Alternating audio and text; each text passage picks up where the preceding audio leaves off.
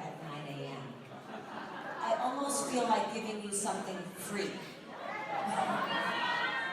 Just for being here. But I didn't arrange that beforehand. We're a big company. But thank you for being here. Thank you. Sandie, let's have a seat. Yes. Welcome to my living room. Okay. Are you ready to get up close and personal? Yes. This is not the first time that we have done this. That's correct. We've actually, you know how this really started was you started asking me questions on a more natural basis. Yes. So we want to get to know Sandie in terms of where she comes from, your background, your history, your story, and how that intersects with then the Nuskin story. So we'll go past, present, and then go into the future. Does that sound good? That'll work. So, Sandie, you're originally from New York. Right, Long Island, New York. Long Island, New York. And this is actually your family. Yes, that's me at about probably 2 years old. And there's going to be one more sibling added 2 years later. Okay, so you're in New York. One of the things that you've told me is that on occasion, your father, your family would go into Manhattan. And that's my little house. And my dad, in particular, how he would spend time with us is to take us places. And he believed that we should see the United States, that we should learn about our country, and more importantly, he loved New York City. So, Central Park, Museum of Natural History. So how did those early trips into New York City change your entire view on what life was or what it could offer? Well, you know, we were living in this little house, so when you walk down New York City and you see the skyscrapers, and you look up and you say, who lives in those? How do they live in those?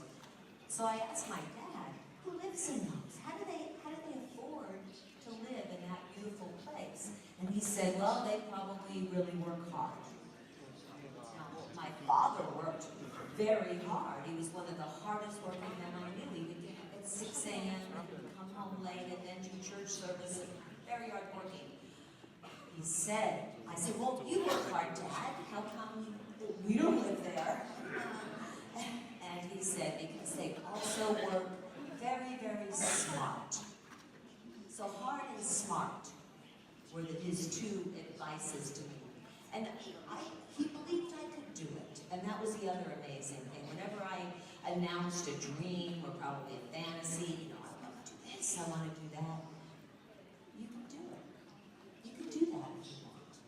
Well, that's important because like every single person here, and all the people who are represented by all of these team elites all start with their own dream. What were specifically some of your dreams when you were growing up? Well, I was a cowgirl. You might not know that. I was living in New York, but we watched a lot of Bonanza. I don't know if you have that show. But it makes you want to own a ranch. It makes you want to ride the range. And lots of places I went, I'd wear my little cowgirl hat because I wanted to be a rancher. So you wanted to be a rancher, you wanted to own horses, you wanted that big penthouse in New York City where you would go and visit. I like those beach houses too. I had a lot of dreams, I guess. So those dreams were huge, they were massive. So then, here's the thing that I always found interesting. Coming from New York, growing up in that environment, doing everything that a person would do as they were growing up, having these big dreams, how do you go from New York, big metropolitan, cosmopolitan city, to Utah? I went to BYU in Provo, Utah. And when I arrived there in 1974, I didn't know anyone. I didn't have any friends there because I was alone. Didn't have any family really there. And arrived into a, well, that's skipping. That's not how I looked when I got there.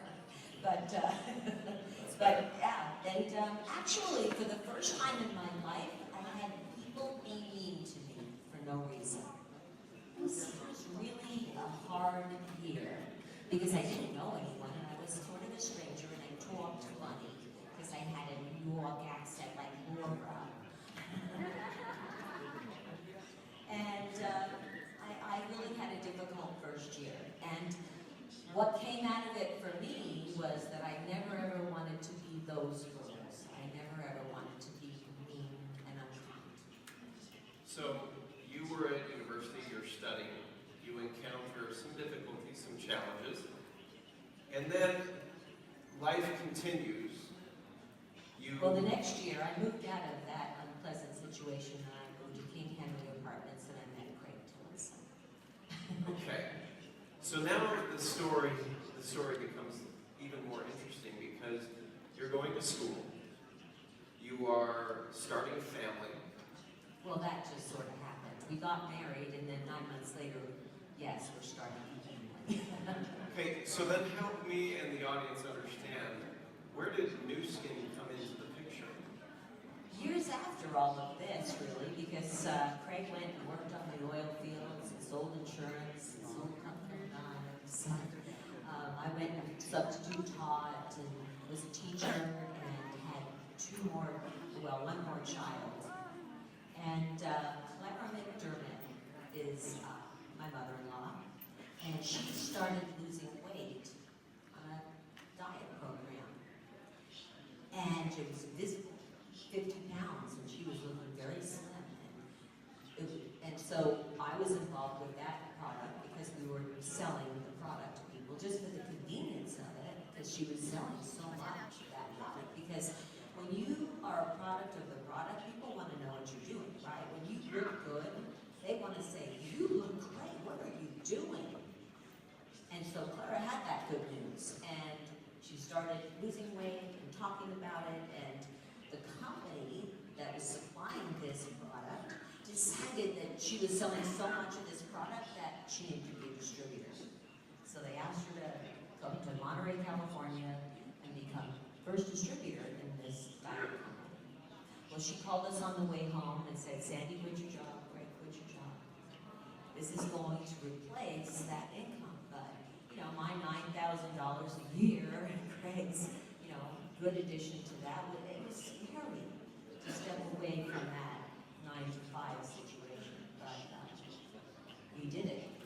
So then, what happened with that experience specifically, and how did that lead to Nuskin? We were really successful. We had great success. And for, a struggling young family to be able to walk into a car dealership and pay cash for a car, we always paid cash for our cars before, but they didn't look like that. It was really an amazing time for us because all of a sudden we were living this lifestyle. But more importantly, we were meeting people and developing ourselves.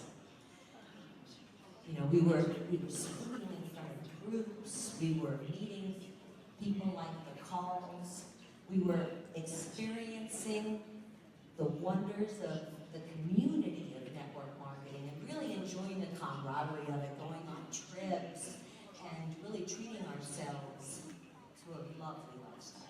Until what? The worst thing happened. I got a call from the bank that our bonus check had bounced. And it was a significant check.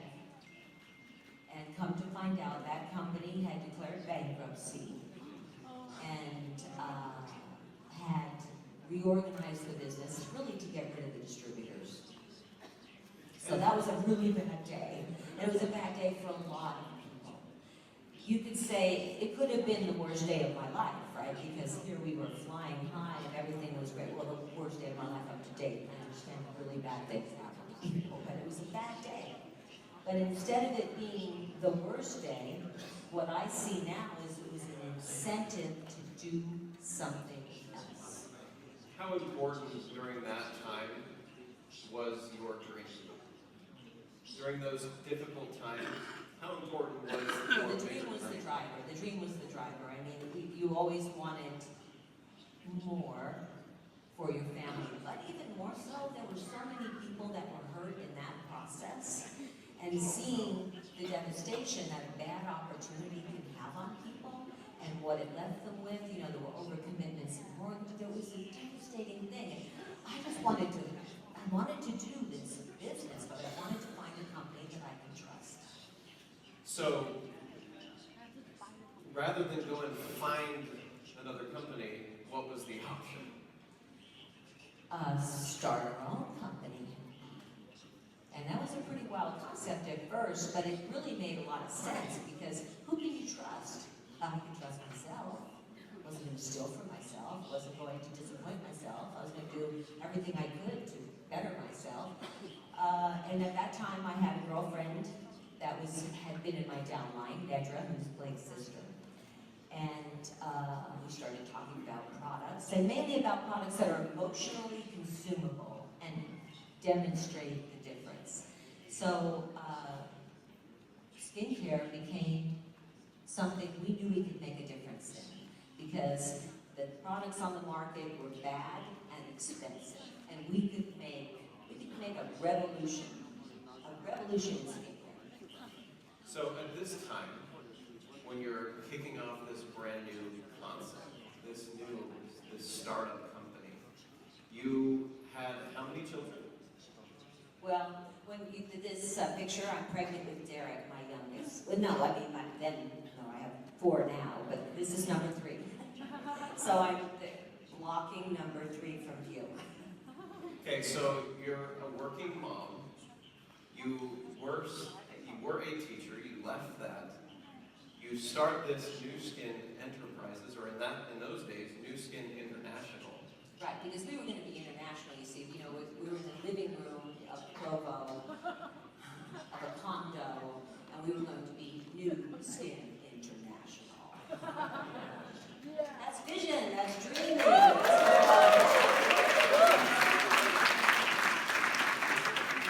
What were the biggest challenges for the company in those first days, in those first months? It was really staying on top of our product needs. We were selling more product than we could keep up because we had arranged with our manufacturer to give us 90-day billing. So they would send us the product and we had 90 days to pay for it, which meant that we took orders, took people's money, used the money to buy the product, and at times it would take, unfortunately, the early distributors 6 to 8 weeks to get their product. And that's a long time to keep momentum and excitement, but we were building the business really 1 jar at a time. Every time we sold a jar, we would invest that money back into the business. Now this was okay for me because I had some success, so my bills were taken care of, but Blake, who came onto the picture because as Nedra and I had our harebrained scheme, we realized that we needed somebody to do the money part, the numbers part.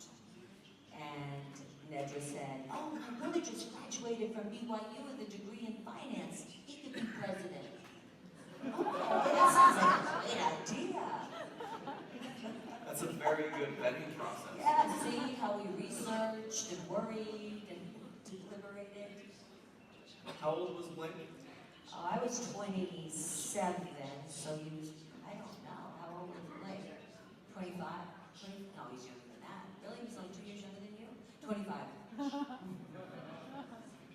So, this young group of, I guess in today's world, it would be millennials, getting together, starting off a Nuskin International global gig in a condominium in the thriving metropolis of Provo, Utah.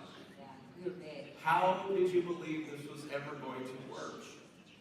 I think we believed in ourselves, and I think we believed in the product immediately because we were selling more than we could keep up with. That's a good sign. I mean, it was a negative for the supply chain. This is our very first, we moved from the condo to this office. building one of those windows. There were 2 desks, like myself, 2 telephones, and I'll tell you what we didn't have. We didn't have a computer, we didn't have fax machines. We eventually got fax machines when we were here, and we thought it was the space age, that people could fax in orders. It was like, wow. This was, and we kept these offices until our supply of product, our warehouse of product, fell through the floor. One morning I came in and I go, ooh, that guy's office is really messy. That's our stuff. Oh no. The product literally fell through the floor. You know, it wasn't built to be a warehouse, let's face it, but we were, you know, a single room operation. So.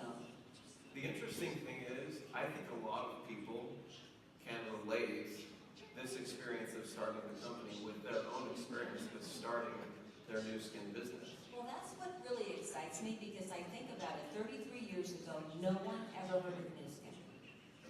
We didn't have any sales tools, we had 6 to 8 week lead time, we didn't have cell phones, we didn't have social media. You know, our social media was someone's in front of you in a grocery store, you start talking to them about the products. Somehow you get your word into their ears and see if you can interest them. And I look at the people now and I look at the tools you have. Look at the potential you have to build. Because you have brand recognition. Now when people say Nuskin, oftentimes you hear, oh, I've heard of that. And that, yeah, I used to use the enhancer. Something. There's something. And you also have a million tools to spread the word. Products right away. You get unbelievable innovation. I mean, we had the facial lift system, which, by the way, is still a good product. Have you tried the facial lift system? Isn't it great? Try it. And isn't that what you're doing? That's what we're doing, in right? this photo. And Blake has probably applied more facial lift systems than any of you in this room. Because that's how we spread the word. So while technology has changed, the way that you show and demonstrate the benefits of the product is really something that's timeless. Would you agree? It's being a product of the product. Use the products. If you haven't tried a product on that list, try it. And then share the products. Because you're a walking advertisement and it's the same process it was years ago. Okay. Last question about those early days. If you could say or tell this audience what the one secret to your success was in those days when things were so difficult, what would it be? I think a lot of people in this room know what that is, right? It's never, ever, ever quit. And even if it's the worst day, don't quit on your dream. Don't quit on yourself. Don't quit believing in yourselves. And there were days when I would wait in that parking lot because I didn't want to be the first one upstairs to answer those problem phone calls. I hoped that Blake came in the front first. Whoever hit that button had to take care of all that stuff. Because there were bad days, you know, how about when the product fell through the floor? You know, that was our product. Or when people called and it had been 8 weeks since we had a shipment and our, you know, manufacturer would swear it was coming, and he lied. It wasn't on the plane. And when you flew all the way to New York and you had 2 people at a meeting that was supposed to have 200. So you had all those things and you had people saying, you're never gonna, this isn't gonna be successful. What are you kidding me? Look at you. And I just gotta say that we never ever quit on the same day.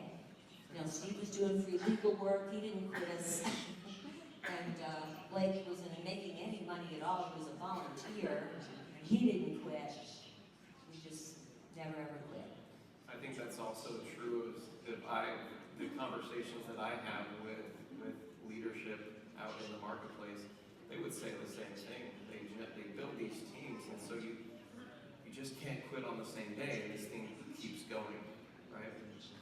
Now, you mentioned something that you alluded to something. There are people who are out there to steal your dreams, and then you guys made a series of movies called Dream Stealers. Is that right? Yes, we every convention, international convention, we would make a movie. Yeah, and we would be in it. We would have our cameo role in the movie. Who would you say were the biggest dream stealers in those days? And then who would you say are the biggest dream stealers today? Probably our friends, families, and loved ones, because we value their opinion.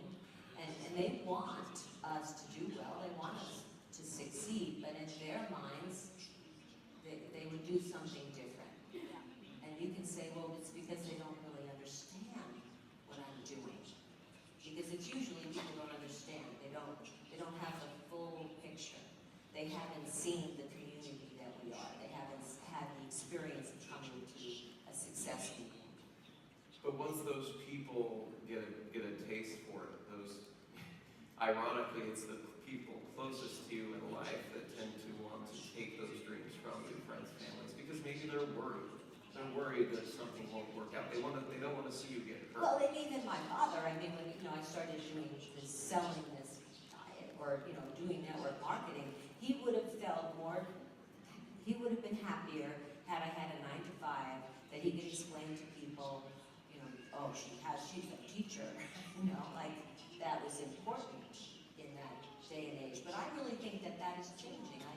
I think when you hear an entrepreneurial story about somebody, it's exciting, it's energizing. Well, and I think that the times have changed in so many ways. When you look back across 30 years, I mean, here's a photo of those. Oh, my hair's changed. Hairstyles changed. Steve doesn't change. Not really. No, Steve picked a style and he is riding that pony all the way to the finish line. It is good. It's a good style. Don't mess with success. No. You can set your watch to that haircut. And if you see, that's the necklace that I still have. We bought the jewelry before we had the company. So, these days, seeing what Nuskin is today, I have to ask you a question. Are you surprised? I have to pinch myself every once in a while, because you see what, that little grain of thought, that idea of 34 years ago has blossomed into, and the lives it has changed. I get messages and emails. It's amazing the difference that we are all making in the lives of other people. In my opinion, this opportunity doesn't hurt people. And there's so many things out there that can hurt. The only thing that can hurt is people hurting people. And so our greatest desire is for this group of people to really be kind to each other. Because late Steve and myself have been partners, and we're partners for life.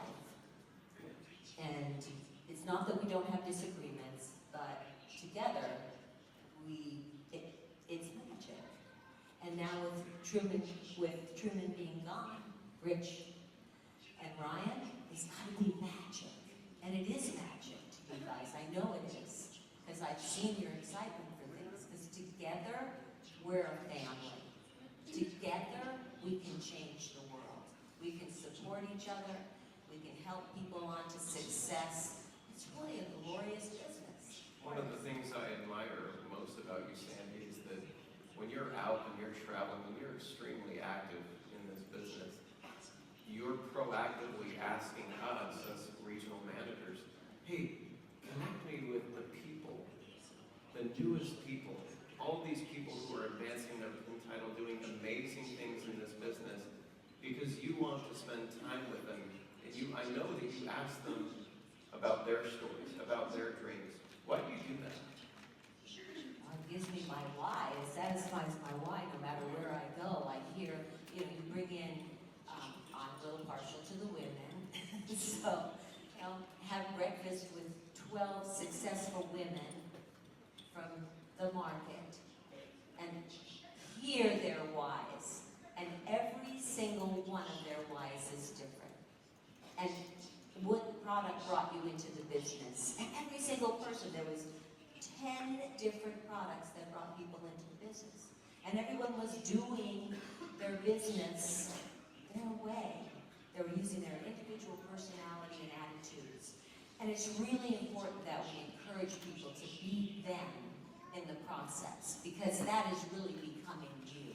We don't want to create some robot that's doing this business, nor do we want to create a social media platform that would take away the people-to-people connection that makes this business work. Because unless you have that people-to-people connection, then you just sold a tube of toothpaste. And you're the grocery store. So personal connection is important. It's about people, it's about products, it's about the platform. It's about family. It's about family. It's about family. So every year we go to Hawaii, this beach house. Thank you that I've been able to get through satisfying the dream. And we all go and stay in the house together, and all the kids and all the grandkids. And this actually is an old picture. We should have used the picture from this year. Craig comes with all the grandkids. It's really an amazing thing. And I kind of look at it like I go on vacation with that family, and I go on vacation with this family. And each of them has its joyous moments, that's for sure. But more importantly, the world is our family. And that's why the force for good becomes so important to Nuskin, because we love each other, and my family and I all love each other. But how do we transmit that love to people that are less fortunate? And that is by giving them hope and giving them opportunity. And that's what we like to do. Well, in families, they grow, right? Yes. If You you get allow them to son-in-laws, grow. you get grandbabies, you get daughter-in-laws. You get new CEOs, you You get get new new presidents of the company. And I'm excited. You know, I sat in a management meeting. They're really long. And they really care about your success. Every thought that goes into these things is, how are we going to grow our distributor family? How can we support them with tools? And, you know, it was my first one without Truman. It was really good, you guys. It was really positive. It gives me great faith in the opportunity and what's going to happen next. Because I know the people at the top, all of those people, all your general managers, all your presidents, that they care about your success. And that should be very reassuring to you. It's about people. As Rich and Ryan have said, it is a person-to-person business. Now, when you're pinching yourself and you look back at your upbringing, when you go back to New York and think about Long Island, and then you go back to New York today to where you And I live. use a little bit different now. The view is a little different. And I'm very lucky to have this fabulous place. But really what makes it great for me is that when you reach these successful pinnacles, that you can share it.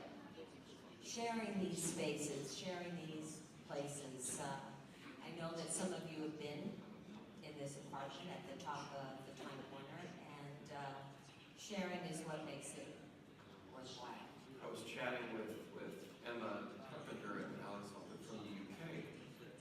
You saw that they were in New York City, and so you sent her a message saying, "Hey, stop by." And they stopped by. They did. Yeah, and it was a great visit. And I mean, they're my family. They're my Nuskin family. I probably can't do it with everyone, but I just happened to be on Facebook, and I saw they were like downstairs, basically, from where I was. And it was fun. Thanks for coming out. I love those types of stories, and there's so many, because it shows that Nuskin is a company about people, and that regardless of the change, that change is the one constant, right? Regardless of that change, we never lose that heart. We never lose that culture of You know caring what? about Start people. embracing change. Start saying, I love change. Because change is something you gotta love because it happens. Change mismanaged, you can hate. I changed in January. I had a new you. I cut my hair off. It was really short at first, and then I kind of grew a little bit. So, but you gotta always change. You gotta develop yourself. Look, you know, I said the other day to someone, what I do pretty much every night is I step back at night and say, what could I have done differently to either make my day go more smoothly, or perhaps think about something differently and not form a strong opinion and feel like I have to always say. Well, I think that I speak for every single